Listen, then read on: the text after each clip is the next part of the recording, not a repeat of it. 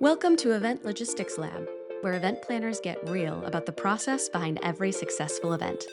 Hosted by Gregory and Erin, CEO and founder of Pholeo, this podcast gives you expert tips, stories, and hacks to make your event planning smoother and more efficient. We'll dive into everything from the latest food and beverage trends to the coolest event tech, sustainability tips to budgeting hacks, helping you get the job done with less stress and more fun. So grab a coffee, sit back, and let's get into it. Hello, hello. How are you? Good. How are you? Nice to see you. Oh, good. It looks very sunny where you are. I know it's a Zoom background, but it's also San Jose, so it is sunny where you are, unlike Yeah. Chicago, where I am, where it is now 35 degrees outside and we've reached winter. Oh my God. Has it snowed yet?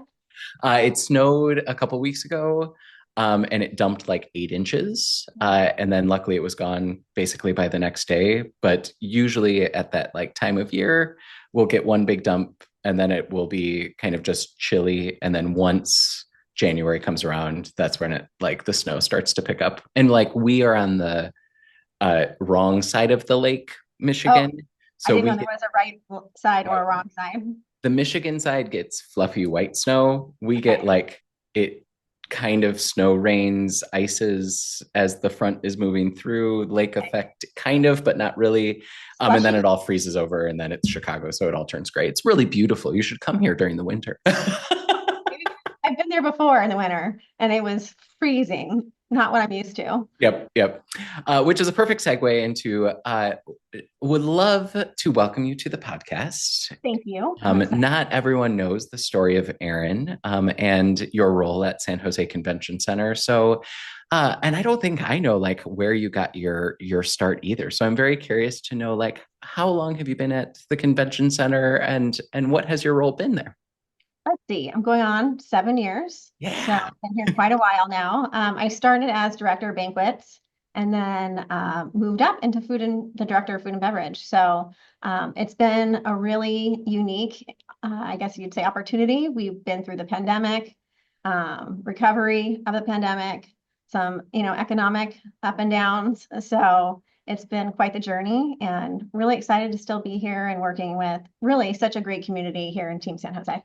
Yeah. And 7 years ago, events were a little different. There is this constant evolution, but technology wasn't what it is today when it comes to events. The expectations of clients aren't really what are today 7 years ago. So Budgets were a little different. yeah, like Specifically, there was a lot of freedom, a lot of just kind of, I don't want to say loose spending, but a lot more budgetary restrictions have been placed on meetings nowadays. Whereas pre-pandemic, you really had a little more wiggle room to do some fun stuff that maybe would really enhance your event in a different way. And so now people, I think, are a little more creative about how to bring that experience in without, blowing the budgets or trying to save a little money here and there.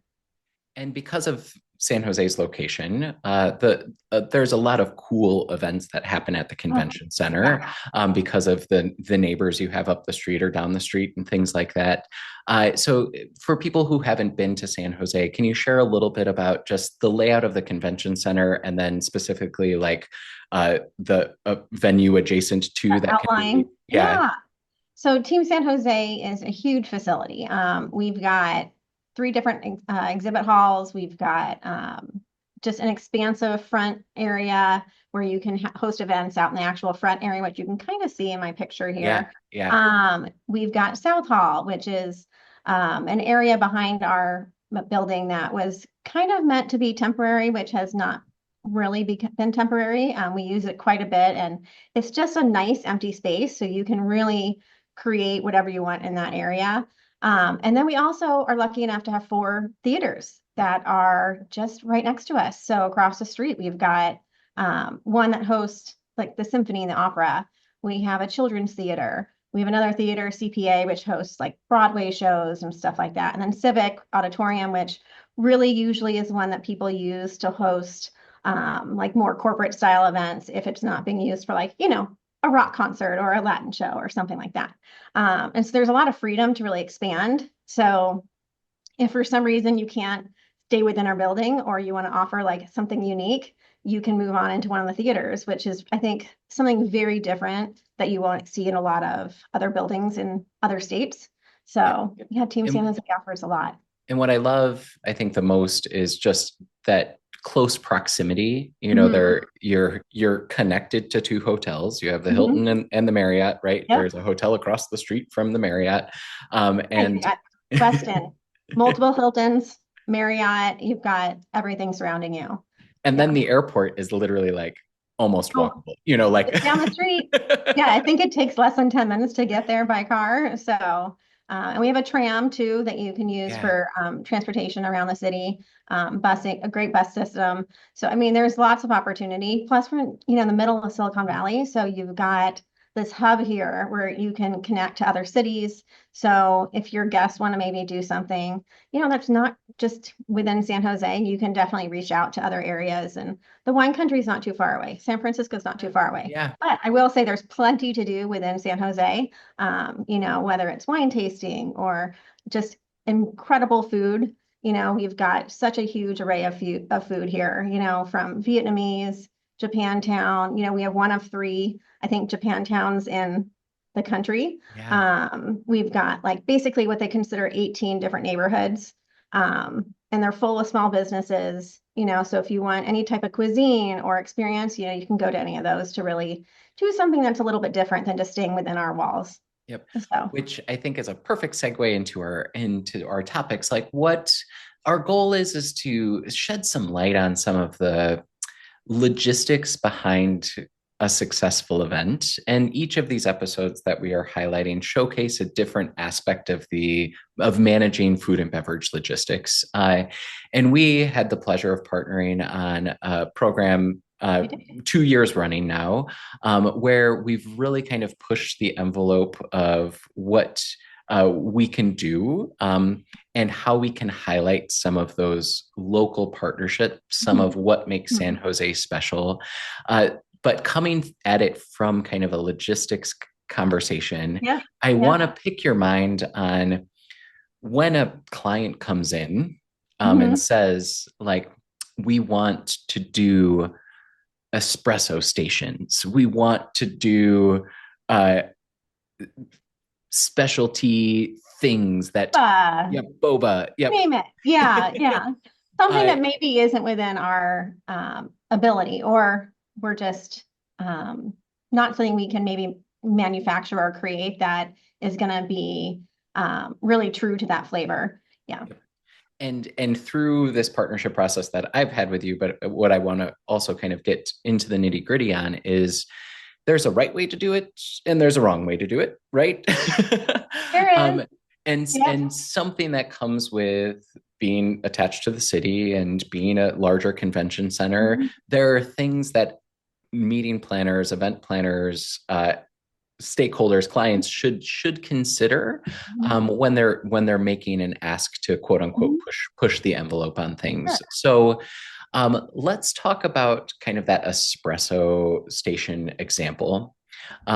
When I come to the table with that, uh, Sure. that is a vetted relationship that you Mhm. have to check that box. And how did that relationship start? Let's start there. Sure. Well, first of all, community engagement with Team San Jose is very important. Our mission and our goal is really to build a better relationship within our community. It's to help fund our community. And so part of that with buyouts and stuff like that with outside vendors is contributing to that. So you're looking Sure. at how we can really boost small businesses within the city. And so we just actually started we have a director of community engagement now. And so she helps actually kind of bridge that gap. It's a newer position for us, but that has helped a lot because of the community outreach. And so when you're looking at, these outside vendors, you're trying to bring in something obviously very unique to the event. You want to enhance it. And so that's one of the things I always ask our team, or I should say our show organizers, what are you trying to do? What's your goal? What Mhm. are you working to achieve by bringing in somebody such as the espresso vendor? We use Academic Coffee. He's a tried and true, amazing partner. Shout out to Frank, because Frank Yeah. is incredible. Like Frank is incredible. He's such a great partner. I mean, we use him not only just for subsidizing maybe coffee service, like maybe you come in and you say, hey, I know we can do drip coffee. I know you can do this stuff, but we really want to enhance it and just bump it up. And that's again where you're looking to a partner, someone who has a great quality product. They know our space. They're great to work with. Yeah. And so I think there's a lot about building those relationships where you can rely on that vendor or that guest to really help create something that will enhance the program, not just be another piece of the puzzle. Yep. So And getting into some of the knowing the space side of that, what I absolutely loved about Academic and Frank was he knew before I even knew the right questions to ask about the hand washing stations and the permits and the loading dock entrance and the this and the this, right? And something that I don't think people quite fully realize is that the more familiar your outside vendor or your special activation is with the venue that you're operating in, the better attendee experience, the better outcome, the better planning experience, because they already know what to expect. So like when it comes to one of these vendors and community partners that you're pulling in, like what does that process look like for you to make sure that they know how to operate in your space? Well, one of the things we did when we first came back from pandemic is we created some documents that are really it's a great kind of roadmap. Hey, this is what you need to be successful here, whether it's power, like you said, a health permit, and so they can really be familiar with our format and what the expectation is, because anyone that's in our building, they're also representing us, right? And we want the show organizers, they're spending so much money to come into our building, into any space. We want them to be successful, and that's just to add, like I said, another layer to their event that will just enhance the already planned program. So by giving them this document, they have, like I said, a roadmap. So they come in, they know what to expect. We often do like a walkthrough so they can see spaces, and so they're familiar where to park, where the loading dock is. I mean, it's very simple stuff, but things that if they haven't been here before could really, be a little more difficult the day of. So we really want to make it a smooth transition. And then after that, we connect them with the client and say, hey, this is who we recommend. They're our preferred, if you will. We've worked with them a million times.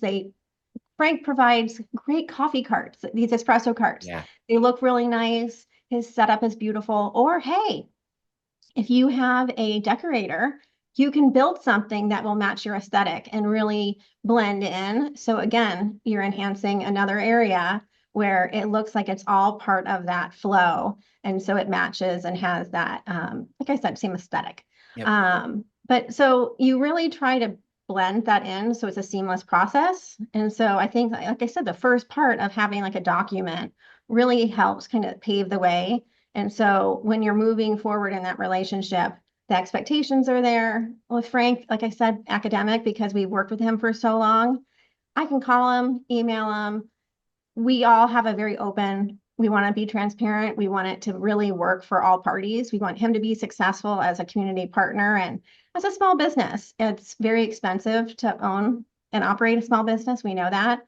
And so we want to try to keep it as low cost as possible for them to come in and to be successful. And then again, the event, same thing, to be successful. And it's that level of partnership and vetting and onboarding that, don't want to put words in your mouth, but like it feels from the planner's perspective that, Frank is an extension of your team. Yes. And that feels very different than I am forcing this vendor on your way of operating, and it is the planner making it happen versus the collaboration that comes from one of these vetted relationships, right? Yeah, we also know, as you plan, right? That's what you do for a living. You guys all plan these beautiful events. You want to be successful, and you are very detailed. You want things to run smoothly. So you also need to have that confidence going into this, that it's not just some random vendor off the street that we're pulling in. It's someone that we have worked with and have an actual relationship with that we can vet and say, gosh, their product is really incredible. They're very helpful. They'll work with you on, like I said, either the coffee cart or the product they're serving, sustainability, as Team San Jose, part of our mission is sustainability. And so you'll see that with the vendors that we work with. It's really important that our community sustainability is, we uphold that level of expectation. And so compostability, power, all that type of stuff that could, really add to that sustainability factor. We really want to work together with guests and other people that can, again, align those expectations. Yep. And getting into the kind of the nitty gritty of that. Mhm. So San Jose, the standard is compostable disposables, right? Yep. And academic or Frank like understands that is the expectation. Yes. But where, from the logistics side, where are those coffee cups coming from when Frank is operating on site? Is that ordered through San Jose? Is that ordered through Frank? Like, talk me through a little bit of that. So all vendors usually provide their own items, whether it's their paper goods, like he provides obviously the coffee, the cart, stuff like that. But he does all the compostable items. And so if for some reason they couldn't, we were happy to subsidize that, because again, we have a responsibility to our city, to our environment, our clients as well. Like, we all know green meetings is such a important factor now in all destination meetings. And so for us, our campus being green and keeping that alive and well with, all of our different vendors and ourselves is really important. So, we look by working with someone like Frank, who we know meets those same expectations, we're already incorporating that in. So it's, again, another piece of the puzzle that's very easy for our client. So if they're looking for a really green meeting or something sustainable, they don't have to worry that this outside vendor is not going to be able to commit to that, because we've already kind of created that within our own expectation. Yep. And getting into some of the costs behind the scenes, we're not going to throw out real figures as we're talking, but I think it needs to be understood better that there's some reasoning behind some of the plus that comes with some of the outside vendor additions as you're exploring elevating some of your activations at your events. Absolutely.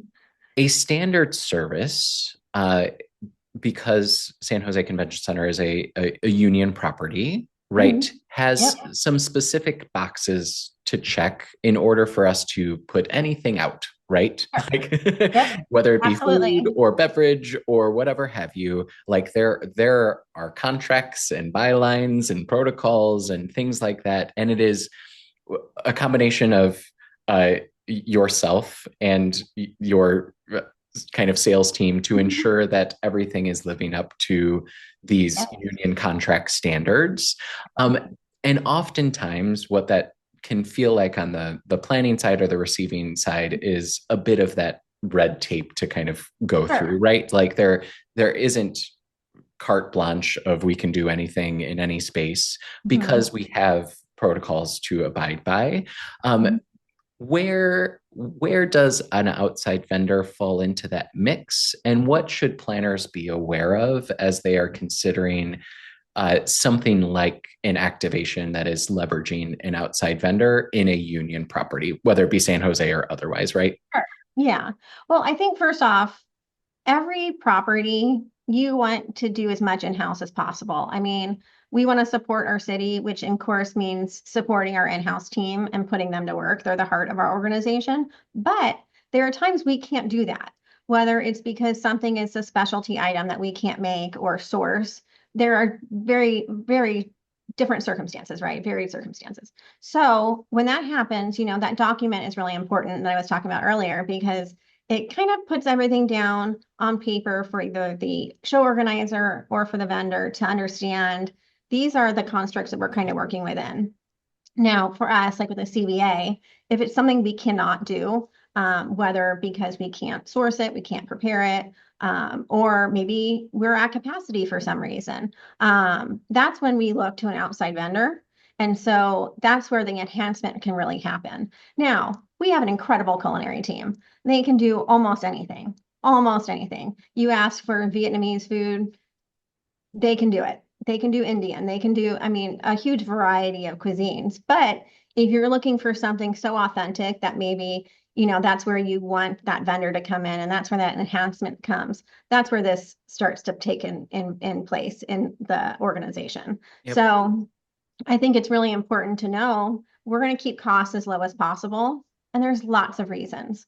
One, small business, right? Yep.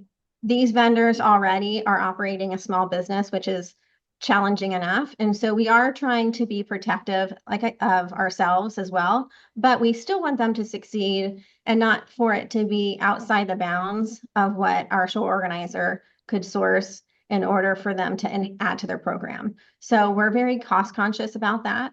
And again, that's also about community engagement and working with our community. We want, say it's a con, right? One of those style events. Yep. You want to bring in 15 different vendors because they're going to do all different specialty stuff. Maybe it's some kind of pastry that's in the form of a fish. We've had that brought in. That's not something that we have the product to do or, the cutters to do it, all the time, those little details. So that's where you're bringing in somebody. But again, you want to make it reasonable. So you're not necessarily displacing our staff, but you're adding to the program. And so I think that's really important to realize when you're a show organizer is we can't displace our team, but we can certainly add to it with the help of our community vendors who are going to, again, add another layer of something unique to the event.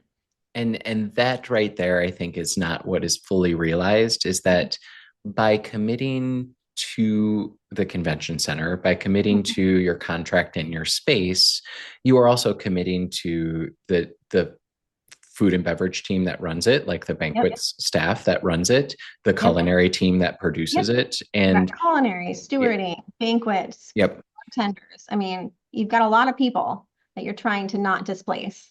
And then with every enhancement that would be a 1-for-1, we can do this in-house. But your preference would be to use an outside vendor for something we can produce in-house. The extra charge in that is going to fulfill a piece of your contract, right? Like, exactly. And while you specifically are wonderful at working with the powers that be to make it equitable for all as possible, right? It's not that you set the rules specifically, it is that these are vetted relationships, these are vetted contracts, and that you have to abide by the contracts with the union as well. And there has to be equity on both sides of that. There has to be a balance conversation. Yeah. Exactly. And so, I mean, we know like California, unions are very prevalent here. I know in other parts of the country, maybe they're not as, you won't see them as much in maybe convention centers or, event areas. But for us, it's really important because of the quality of life that we're also providing the team. It's a living wage, they've got benefits. And so you're not just contributing to the city as a whole, you're contributing to someone's livelihood. And so, again, that's why it's important for us that we're not displacing our staff. But by adding an outside vendor, we're enhancing something that's already there, and our team is still working. They're still part of the event and contributing in their own way to it. While not, again, we're not saying, no, you can't have somebody. We want someone to come in. We want you to add to your event and maybe add some kind of unique focus that, again, is something we might not be able to provide due to other restrictions or, whatever it may be. Yep. And let's talk through that conversation. So as ideas are coming about, a fish cookie, what is the conversation with the culinary team about producing a specialty item and whether or not you can or cannot do that? So like what would happen if I requested, hey, Erin, I want these fish cookies. Like it is a fish themed event and we need fish cookies. So We are really process driven, which when you're doing large scale events has been really important to us. So we have something called the menu request form. And so it puts together all the information our culinary team will need in order to see what the event's all about. We don't want to overpromise something either. And so this is a piece of that puzzle again for success for everyone. And so the form basically says, okay, Gregory is having a fish themed event. That's We wonderful. we want everything to either be a certain color, a shape, or whatever, flavor profiles. We want to know all the information you can get. How many people? Is this one service? Is this lunch, dinner, reception? How many? And so our chefs will take all of that information and say, okay, here's the whole picture. This is what we can do, what we can't do. But okay, we can't do it. We'll have an internal conversation saying, okay, there's no way I can create that special item. And so who do we have in our network? Or do we need to go outside the network and try to find something so that we can provide that for our client? And so again, we're using community resources already. Hopefully we have somebody already on, our internal side of where we know, okay, so-and-so makes an awesome fish cookie or whatever. Yep. And, we know we can rely on them to provide something. One, tastes good, they're reliable, they are going to be very successful with the client and, providing what the client's looking for. And then we'll go and talk to you, the client, and say, hey, unfortunately, we can't do this, but we have solutions. Right. So here's XYZ, and we'll either connect you or we'll work with the vendor and see how we can bring them in. Yep. And in that process, like there is a time element, right? Mhm. So I think the other thing to highlight as we're thinking about elevating these events is like just because we can get approval and because the vendors on the line to produce the thing and the event is next week doesn't mean that that is enough time to account for all of the steps and processes of approval that it has to go through to make that happen.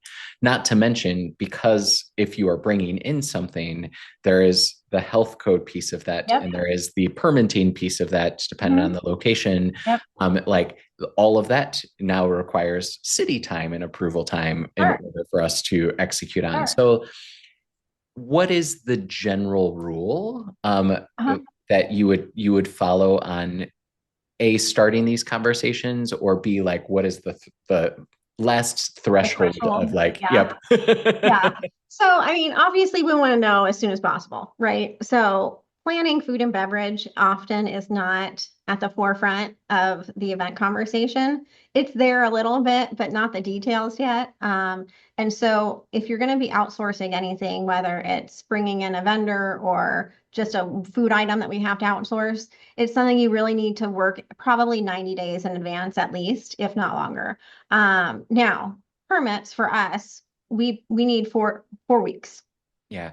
And so you're a month out already. And so, again, if you're trying to work like 90 or longer, that's obviously the most helpful. Especially a lot of the conversations we have are centered around events that are 6,000, 5,000, 4,000. So giving a small business the opportunity also to be able to create something at that scale, and they need more notice, because if you look at sourcing food, whether it's flour or the packaging, it takes a long time to source that quantity.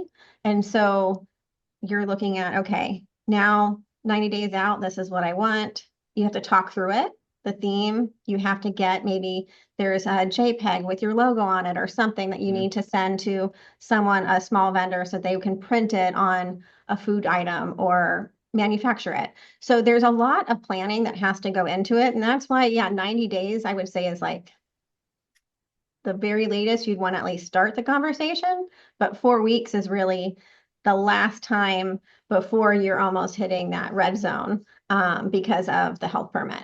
So, and quantity. And I think that comes at it from the onset, right? So when you are connected to your food and beverage lead or your stakeholder who is managing the food and beverage for the event, like they may or may not know the right questions to ask, Sure. right? And Mhm. my hope out of listening to this podcast and also for you sharing some of the standards that you have in place is to get ahead of those questions. And I think San Jose actually does this beautifully by way of the food and beverage overview document. Yep. You have a specific name for it, We but have a timeline, yeah, where, it says at X date, and it's just a checklist almost. So the planner can really say, okay, we're getting close to that 90-day. We need to make sure this is in. 45 days, this is in. And so they could plan ahead, put it on their calendar so they know that that's approaching and they can meet that deadline.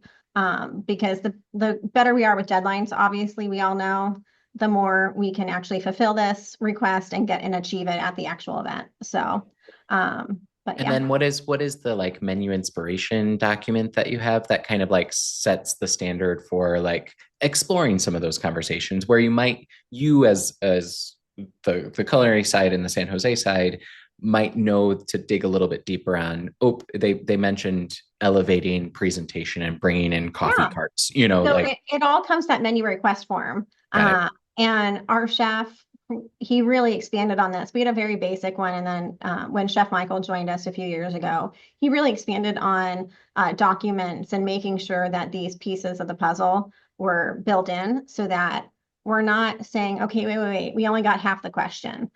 So this document, when the event manager who is planning the event works with the show organizer or that stakeholder, they can look at this and say, okay, you said you wanted some custom items here, but what else do you need? And so that those questions need to be asked. So you're not just focusing on one item, but the whole program. And so even if you just say, hey, I really just want it for the reception, again, those questions of, is there anything else? Is there food allergies? What are the, dietaries? Cost? Is there a budget around each item or total? What's your demographic? Are we feeding massive amounts of men that Yep. maybe want to eat a little heavier? Is this a mixed crowd? I mean, is this what time of day? Is this going to be dinner, even though it's a reception? Is it 5 to 7? Is it 6 to 8?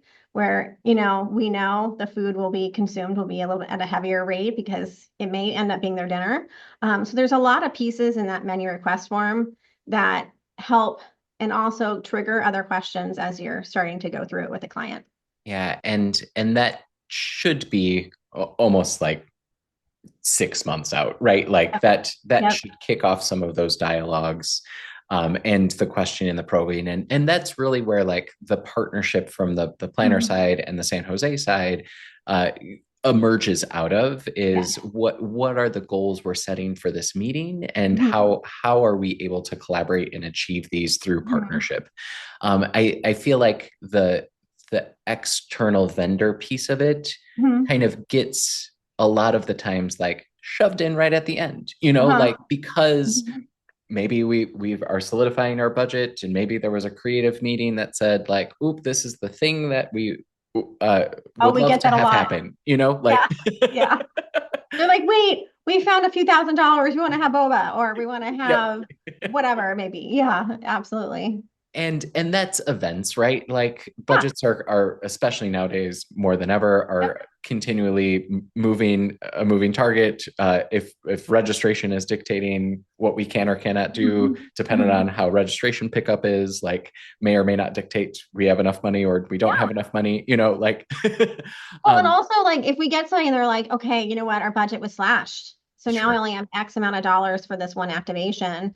We can also go back to our vendor and say, hey, can you work with us somehow? And maybe it's a smaller portion size, because you yep, don't want to obviously ask the small business to sacrifice themselves to, achieve this necessarily. So what can they do to maybe work with you and collaborate on creating something so that it's still the same experience, but maybe a little less money for the client. And so then you're getting still that great opportunity to the small business.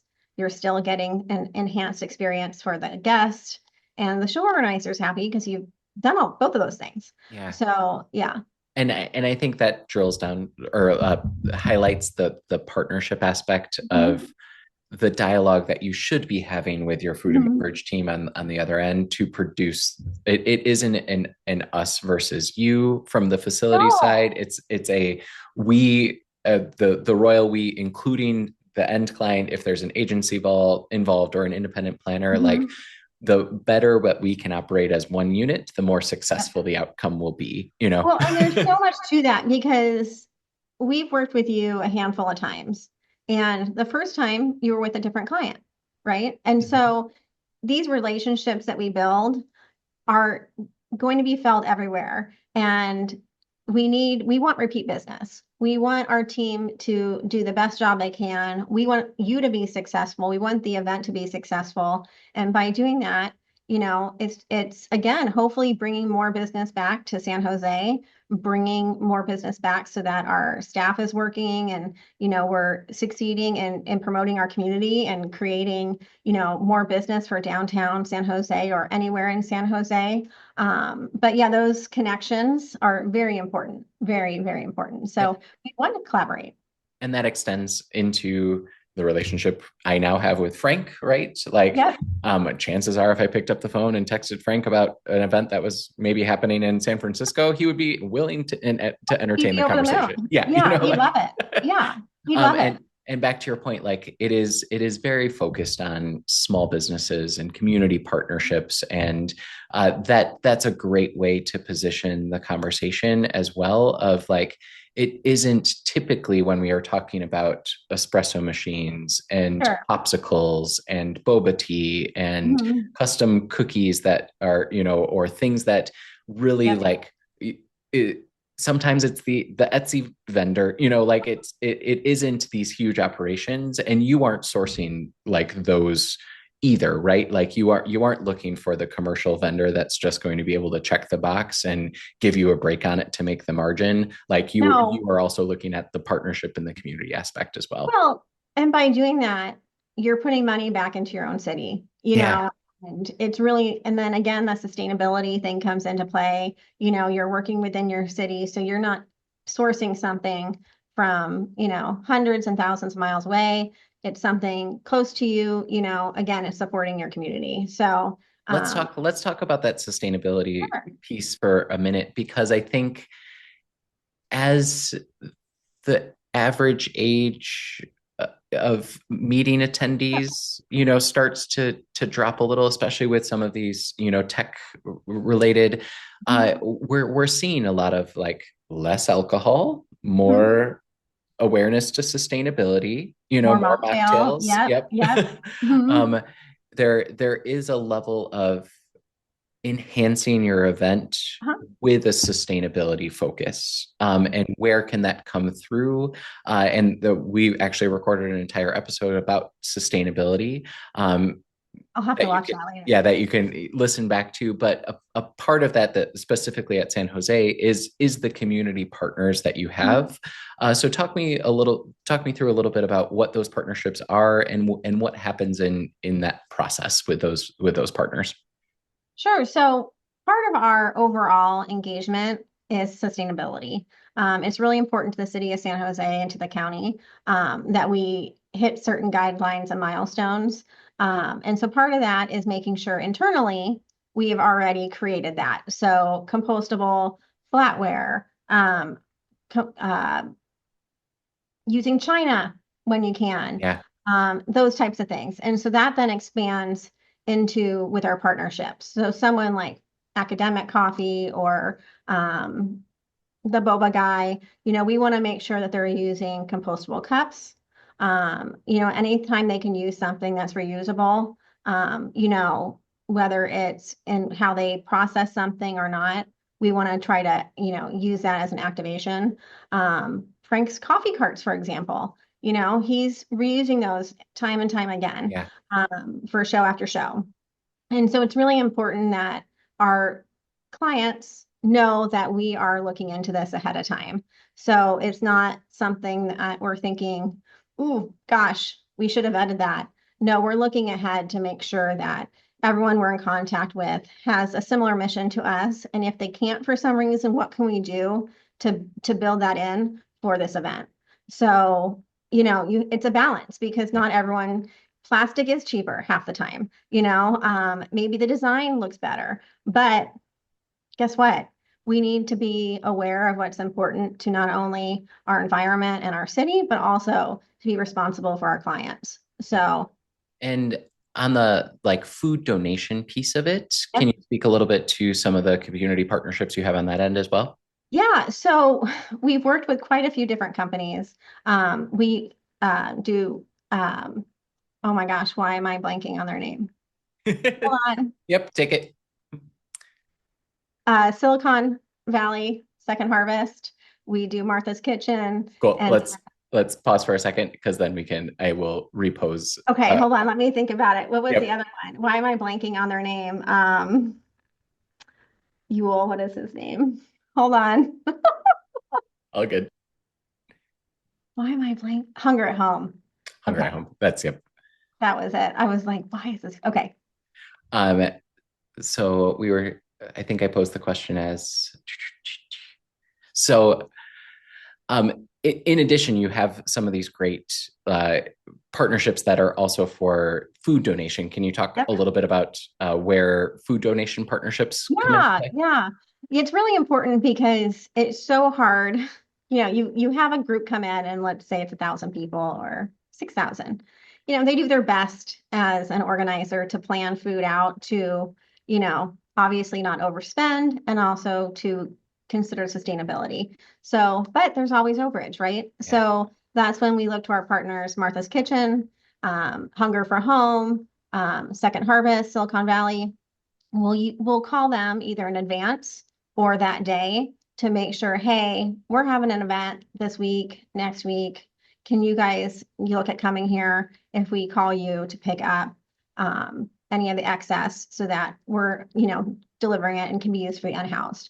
So culinary, what we do, once we get the food back, or maybe we don't send it all in that initial first set, we want to take it back and then make sure it's cooled, right? Because Yep. safety and sanitation is really important when you're going to be donating food. And so we have certain restrictions that we work with, the health department on.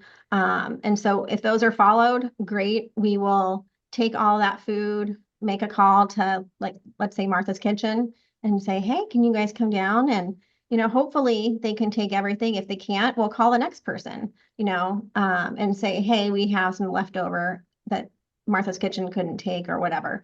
And so that way you're not only sustainable in your food practices, but you're also, again, connecting it to our community. And that's one that because these are, 2 or 3 active organizations that Yep. have a vetted relationship, to me, they're, especially for this generation coming into Yep. our main attendee focus, highlighting that during the event to me can almost be just as impactful as Yeah. the popsicle vendor or the boba vendor, right? Of having some education of what that program looks like, because attendees see, And they want to know. full pans of food at the end of the service, and they're wondering, are we just wasting all of this food? And to have that education piece, or to have someone stationed near the recycling station and compost, Yep. or trash station as a moment of education of a bit, can go a long way for Oh, the attendee of absolutely. today as well. I mean, if you look at food now, everyone is more educated, more interested in, the food systems, where food's being sourced from, where is it going, compostability, all that type of stuff, all the green energy, anything that has to do with it. Everyone wants to know what your plan is. And so, we as a company have made sure like we have a green meeting piece on our website. So getting ahead of things. If you're going to maybe think about coming to Team San Jose, you can look at our website and find the green meetings and look that up, and, how we compost and recycle oil, all the different pieces that, are important, but maybe aren't highlighted often in an event. And we have some clients who do highlight it. They put it on their programming, any unused food is going to, feed the unhoused or at Martha's Kitchen or Hunger for Home, So there's all these different pieces that you can really elevate at your program and show either on monitors, throughout your system or on your app, So there's all these different pieces of how you can kind of show what you're going to do.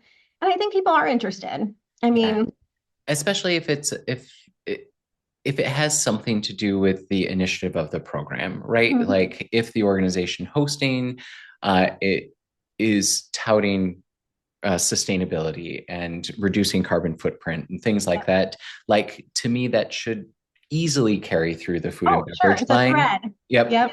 And to highlight that to your attendees is a great way not to only showcase the green practices of the venue that you've chosen to host your meeting at, but also continue that moment of story so that Mhm. the attendees learning about the other organizations that are really taking care of, they are boots on the ground of taking care of the unhoused community or the impoverished community as Impoverished. well. Yeah, I mean, I just look at it as, people want to be ethically responsible. They Mm-hmm. really do. And so if you can put that out there and they feel good about knowing, okay, anything we don't eat or don't consume somehow is either going to go back into the organization somehow. Maybe it's our employee cafeteria can't send it off to Yep. Martha's Kitchen or Hunger at Home.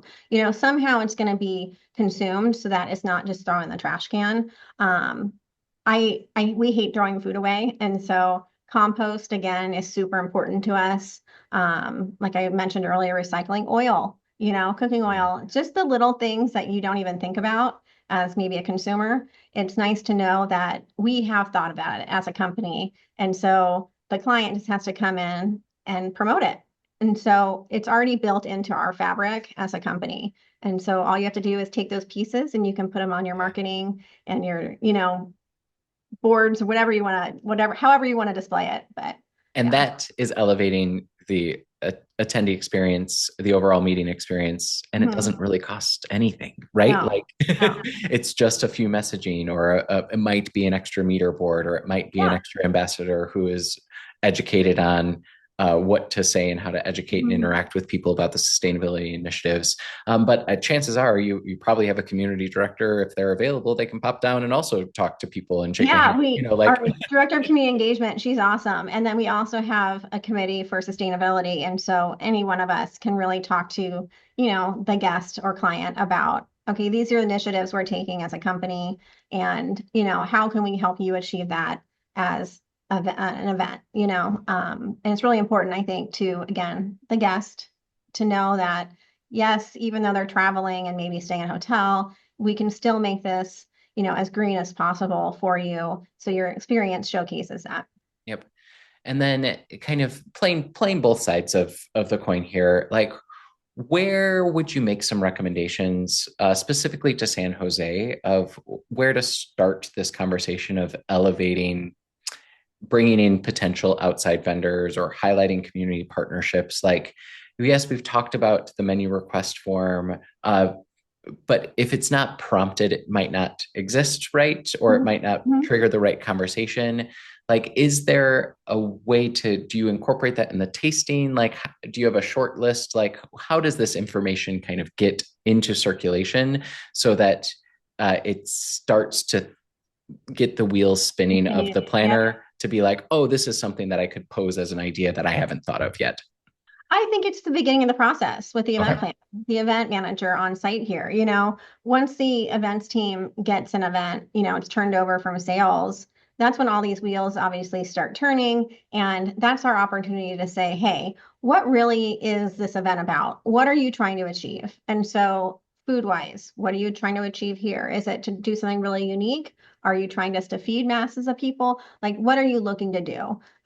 We know we provide really great food and beverage as is, but are you trying to elevate it somehow? Are you worried about sustainability? And so in those conversations, that can be one of the first pieces I think you can discuss. But as you mentioned, like the tasting, the menu request, like it along the way, there's plenty of opportunities to create that continued thread.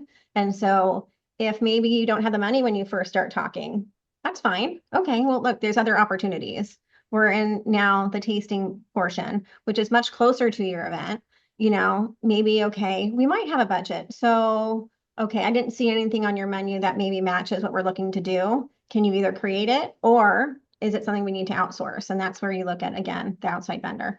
So Yep. there's lots of different opportunities to sneak it in along in the conversation.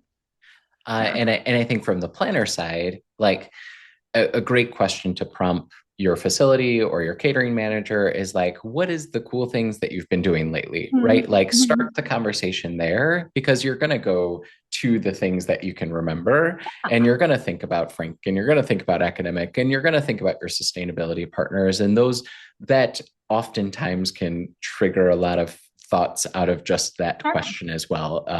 And then it turns into how do we present this information, consolidate it down, get some figures around it to plug this into the budget. And oftentimes, if it's the difference between like we might forego a PM break because we have an Sure. evening reception to open up space to do the coffee cart thing, You might do you that. can still manage to the same budget Yes. by engineering the wow factor of Mhm. what food and beverage actually means. Like no one's going to miss the Browning and Blondie PM break because what they will remember is They're the gonna love that awesome espresso. shrimp toast that's Yeah. passed at the evening Oh, that reception. shrimp toast, so I know good. it's so good. But what they will remember is the espresso cart, Yeah. like Yeah.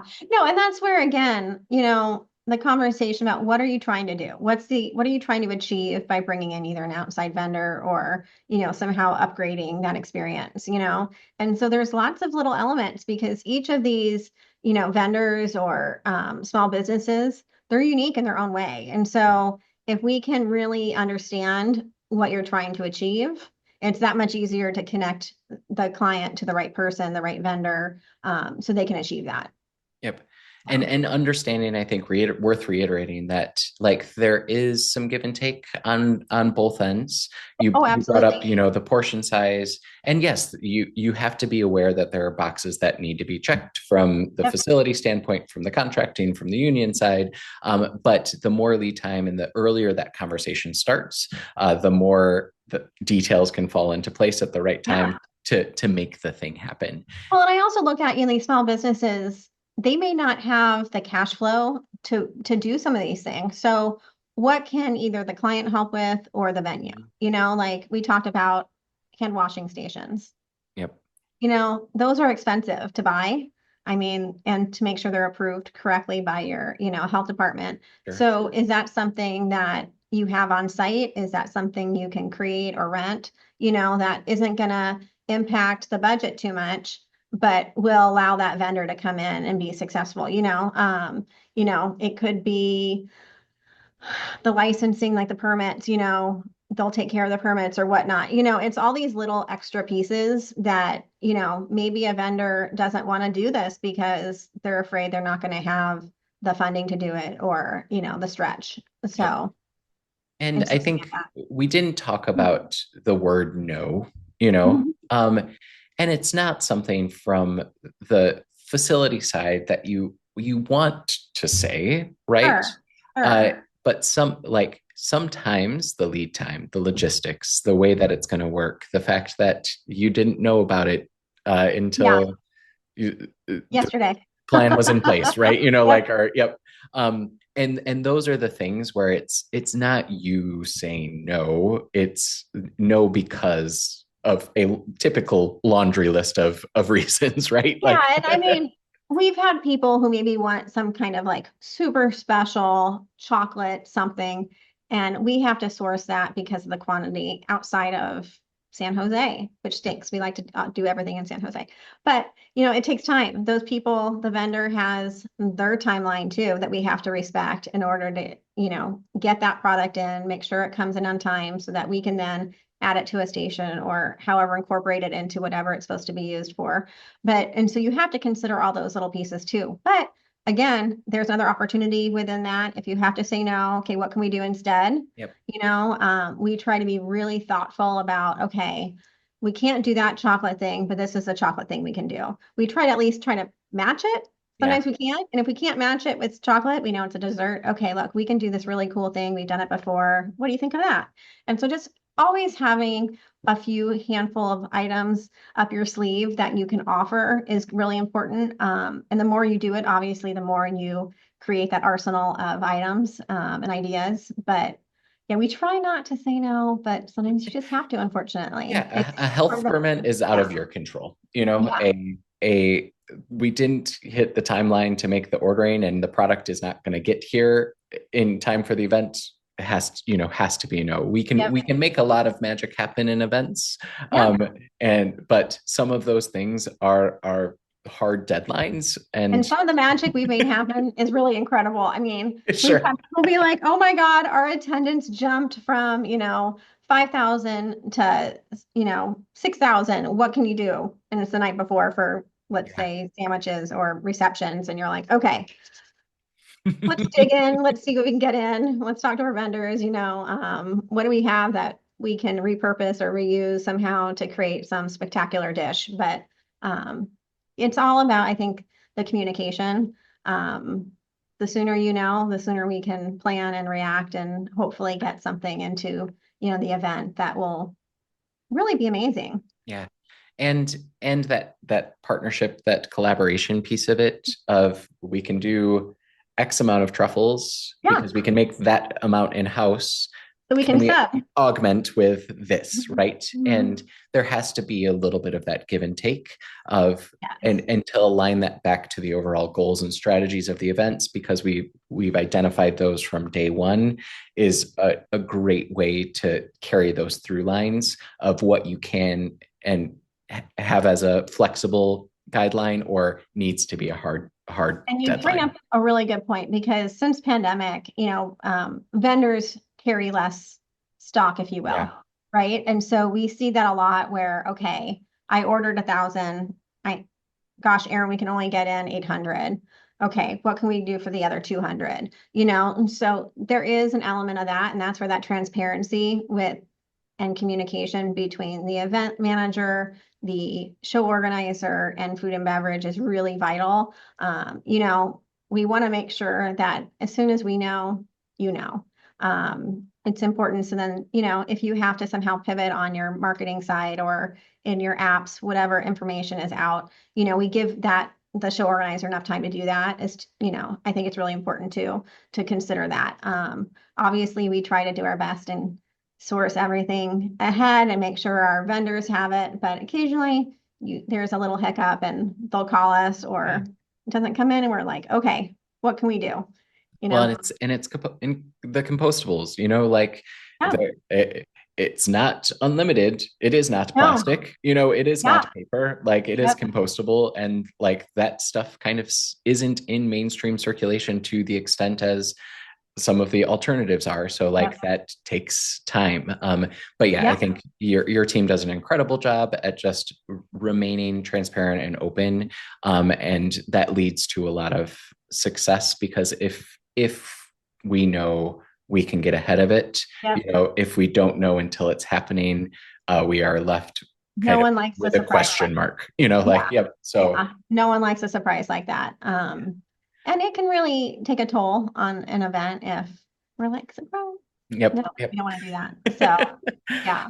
Well, super great insights overall in this conversation. I think just really great ways to come at thinking about, if you are elevating an event and you're thinking of bringing in some sort of outside influence, what to think through and how to get ahead of it so that it is something that can be considered by the venue. But not only that, but things that meeting planners should be thinking of in general. So I so appreciate your time today. Thank you. No, I appreciate it. It was great talking to you. I'm excited to look at the other podcasts and see what information people have shared. Yeah, such good information coming out of these conversations. So thank you so much. Well, thank you. Thanks for tuning in to this episode of Event Logistics Lab. We hope you enjoyed the conversation and picked up some new tips to make your event planning process even smoother. If you loved what you heard, don't forget to like and share the podcast with your fellow event planners. You can find us wherever you listen to podcasts. Be sure to follow us on social media to stay in the loop on upcoming episodes and behind-the-scenes fun. And if you're ready to maximize your event planning efficiency, head over to Pholeo.io to learn more about how Pholeo can streamline your logistics and help make your event a total success.